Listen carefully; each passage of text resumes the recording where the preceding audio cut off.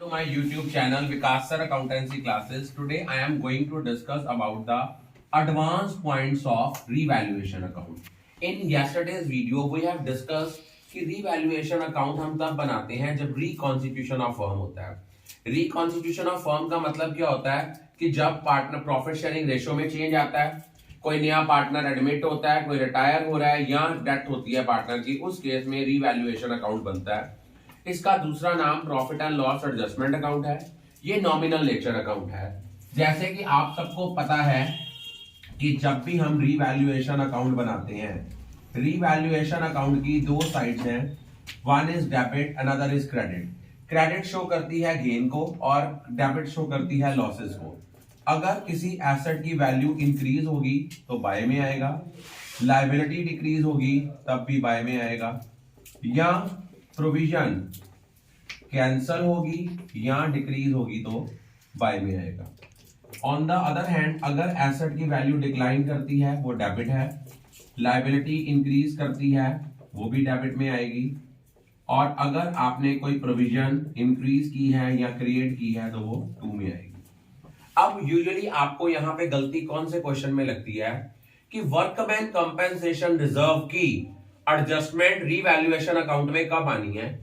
अगर मान लो workman compensation fund ये लेस देन है क्लेम अगेंस्ट इट, इसके क्लेम के अगेंस्ट ये कम अमाउंट है, मतलब बैलेंस शीट में जो वर्कमैन कंपेंसेशन फंड एग्जिस्ट कर रहा है वो 50,000 का है, क्लेम आ रहा है 60,000 का. उस केस में क्या होता है, यहां पे हम लिखते हैं to liability against workman compensation fund 10,000. Otherwise workman compensation fund का यहां कोई रोल नहीं होता. अगर लिखा हुआ है asset over valued, asset over valued का मतलब है कि आपकी एसेट की वैल्यू इंक्रीज्ड है, आपने इसको कम करना है, वो इधर आएगा टू एसेट अकाउंट. अगर वर्ड लिखा है ओवर वैल्यूड, अगर लिखा है asset under valued, it mean इसकी वैल्यू कम है, इसको आप यहां शो करोगे बाय एसेट अकाउंट. ये पॉइंट्स ध्यान से सुनना कि अगर एसेट ओवर वैल्यूड है मीन एसेट की वैल्यू ज्यादा इंक्रीज्ड है, उसको कम करने के लिए टू लिखेंगे. अगर एसेट अंडर वैल्यू है मीन वैल्यू कम है, उसकी वैल्यू को इंक्रीज करना है तो बाय में आएगा. अब मेन जहां पे आपकी प्रॉब्लम आती है, ये तो क्वेश्चन हो गए सिंपल. अब आपको प्रॉब्लम कहां पे आती है, जब पार्टनर्स कैपिटल अकाउंट एलैबोरेटिव फॉर्म में आज हम करेंगे. कल हमने किया था, ओवरव्यू लिया था, आज दोबारा करेंगे पार्टनर्स का कैपिटल अकाउंट. जब भी आपने पार्टनर्स का कैपिटल अकाउंट बनाना है, एक चीज याद रखनी है, यहां पे बाय बैलेंस ब्रॉट डाउन लेना है.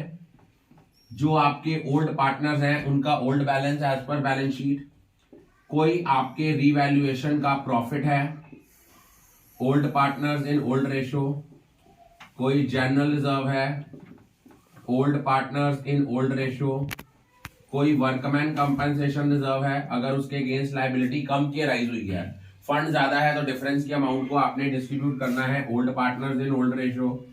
कोई आपका इन्वेस्टमेंट फ्लक्चुएशन फंड है, इसको करना है. कोई आपका प्रॉफिट एंड लॉस का क्रेडिट बैलेंस है. ये कैसे पता लगता है क्रेडिट बैलेंस है, ये लायबिलिटी साइड पे गिवन होता है. और अगर कोई नया पार्टनर गुडविल कैश में लेके आता है तो बाय प्रीमियम फॉर गुडविल करते हैं, लेकिन इसको ओल्ड पार्टनर्स में डिस्ट्रीब्यूट करते हैं इन देयर सैक्रिफाइसिंग रेशियो. एक क्वेश्चन था, उसमें क्या था, ए बी दो पार्टनर थे, उन्होंने नया पार्टनर सी एडमिट किया था. उसमें क्या था, सी की गुडविल, उसने कहा था सी गुडविल जो लेके आएगा वो एवरेज प्रॉफिट का 1.5 टाइम. एवरेज प्रॉफिट था 20,000, इसका 1.5 टाइम आता था 30,000. उसने कहा था इसमें से 12,000 कम कर लो, तो नेट फर्म की गुडविल कितनी आ गई, 18,000. अब नए पार्टनर का शेयर था 1/6, तो हमने 18,000 का 1/6 करना था, वो आना था 3,000. जब भी नया पार्टनर गुडविल कैश में नहीं लेके आता, इसकी एंट्री आती है by C's current account. C's current account करके किसके कॉलम में आएगी, जिसने सैक्रिफाइस किया है. और सैक्रिफाइसिंग रेशो कैसे निकालते हैं, सैक्रिफाइसिंग रेशियो निकालने का फॉर्मूला होता है old share minus new share. और टू वाली साइड पे क्या क्या आता है? टू वाली साइड पे आता है कोई गुडविल जो ऑलरेडी बैलेंस शीट में है, old partners in old ratio, कोई आपके डेफर्ड रेवेन्यू एक्सपेंडिचर हैं, इनको लेना है, कोई आपका एडवर्टीजमेंट सस्पेंस है, इसको आपने ओल्ड पार्टनर्स में ओल्ड रेशियो में डिस्ट्रीब्यूट करना है, कोई प्रॉफिट एंड लॉस का डेबिट बैलेंस है। डेबिट बैलेंस कौन सा होता है? जो एसेट साइड पे गिवन होता है, इसको बांट देना है। कोई रीवैल्यूएशन का लॉस है, उसको बांटना है old partners in old ratio. By वाली साइड में से टू वाली साइड माइनस कर देनी है, बैलेंस आ जाना है टू बैलेंस कैरी डाउन। और जितना नया पार्टनर कैपिटल कैश में लेके आएगा उसको बाय कैश या बैंक करना है। बाय कैश या बैंक कैसे करना है वो आपने देखना है। अगर बैलेंस शीट में कैश का बैलेंस दिया है तो कैश, अगर बैंक का बैलेंस दिया है तो by bank. I think all of you are clear about it.